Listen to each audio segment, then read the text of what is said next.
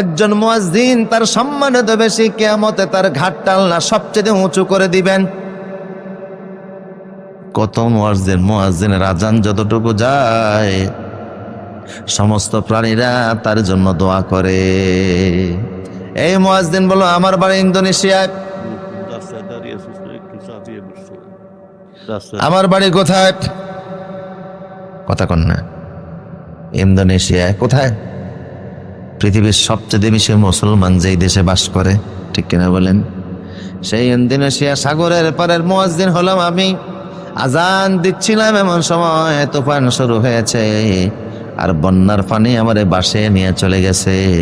দীর্ঘদিন আমার খোঁজ ছিল না, আমি নিজে দেখি হুশ আসার পরে সাগরের মাঝখানে ভেলা ধরে বাসবান আছি। সৌদি নাবিকরা বললে, এই অবস্থায় কতদিন আছো? কয় প্রায় 17 দিন। আরেকটু জোরে বলুন। 17 দিন এখানে আছো, তো কি খেয়েছো? আমি কিছু খাই না। 17 দিন কিছু খাও না? কয় না। পানিও পান করি না, কারণ এই পানি তো লবণাক্ত পানি, সাগরের পানি পান করা যায় না। তাহলে কি করেছ? কয় শুধুমাত্র আমি আল্লাহ জিকির করছি।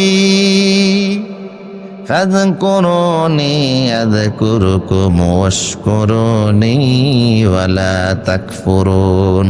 আল্লাহ আল্লাহ জফমন জফ আল্লাহ আল্লাহ, জীবন হবে ফলাফল নূরে উজালা।